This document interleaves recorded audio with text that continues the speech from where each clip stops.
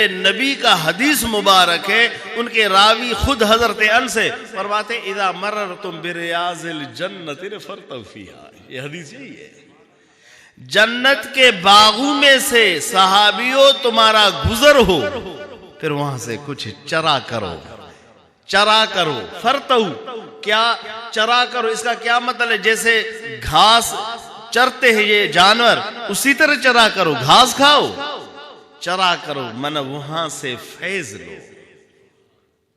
حدیث کو غور کرے، حضور کا حدیث ہے، چرا کرو، جنت کا باغ فرمایا، فرتو اذا مررتم بالریاض الجنت، جنت کے باغوں میں سے گزرو۔ وہ جنت کے باغ کون سی جگہ ہے؟ وہ جگہ ہیں جن کے دلوں کو اللہ چن لے اور چنے ہوئے دلوں کا قدم جہاں لگے یہاں پہ مقیم ہوں۔ ایک میں آپ کو مثال واقعہ بیان کروں، حضرت شیخ احمد سرہندی مجدد الفسانی کی شان مبارک سب کے سامنے واضح ہے، کوئی مخفی نہیں، کسی کو پاکستان میں اس پر اعتراض نہیں، ثابت شدہ ہے۔ شاہ ولی اللہ محدث دہلوی فرماتے ہیں شیخ احمد سرہندی کو وہ شخص نہیں مانتا جو منافق ہوگا یا کافر ہوگا، بس شاہ ولی اللہ کا قول ہے، منافق اور کافر شخص احمد سرہندی کو نہیں مانتا، اس کے علاوہ جو مومن ہے اسے مانے گا۔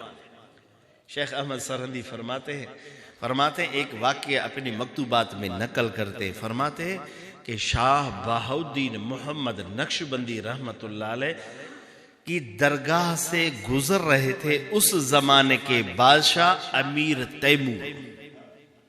کون؟ امیر تیمور۔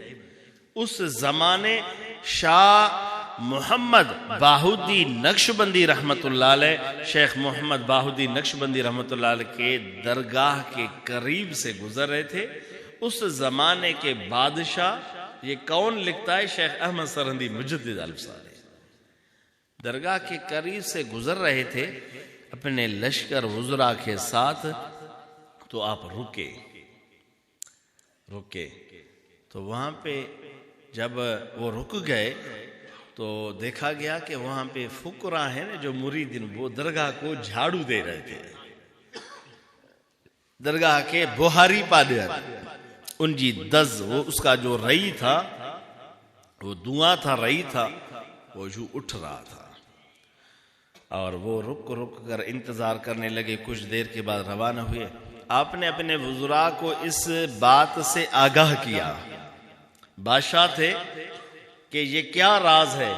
اس نے کہا وزراء، میرے وزیروں، آپ کو پتہ ہو میں یہاں جو رک گیا نا، یہ میری ایک عقیدت تھی، میں نے سوچا کہ قیامت کے دن اللہ تعالیٰ مجھ سے پوچھے گا کہ تو نے کیا کام کیا ہے، حساب کتاب دو، میں تو بادشاہ ہوں، میرا حال پورا ہے۔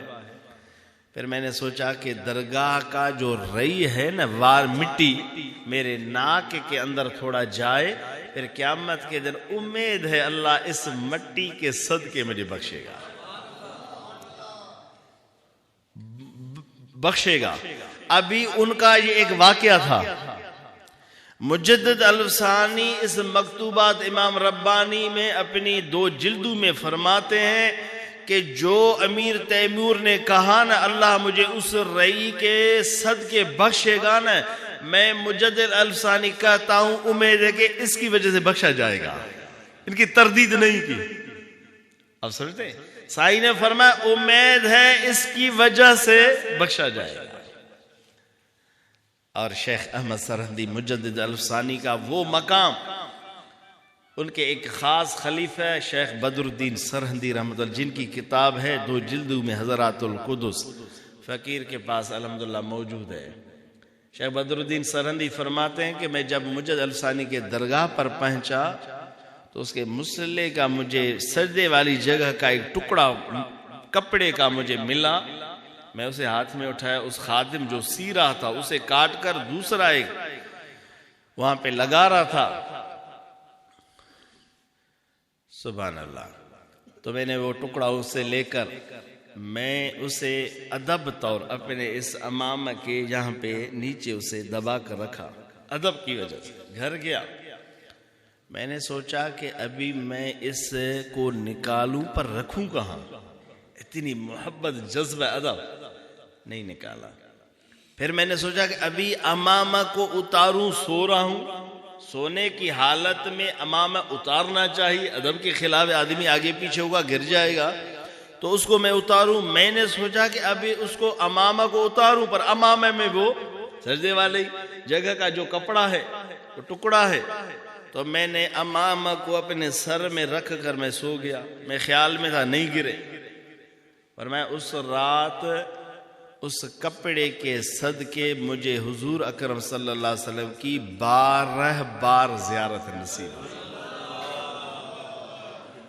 12 بار، جس کے اس مصلے کے ٹکڑے کے صدقے حضور کی 12 بار۔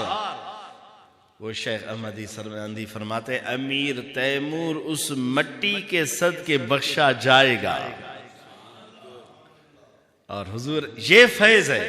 حضور نے فرمایا فرتو، اس جنت کے باغوں میں سے گزرو تو چرا کرو، اور اس چرنے میں شامل ہے، اس کا ایک حصہ ہے۔ امیر تیمور نے اس حدیث پر عمل کیا کہ میں کسی بزرگ کے خانقاہ سے گزر رہا ہوں، حدیث میں حکم ہے کہ چرو، اس چرنے، اس سنت، اس حضور کی اطاعت کرتے ہوئے رکے، اور اس کے ناک میں مٹی پڑے، وہ بھی اس چرنے میں شامل ہے۔ سمجھتے ہیں؟ کسی بھی رنگ کی شیخ کی خدمت، درگاہ کی خدمت اس چرنے میں، اس فیض لینے میں شامل ہے۔ اب سمجھتے ہیں؟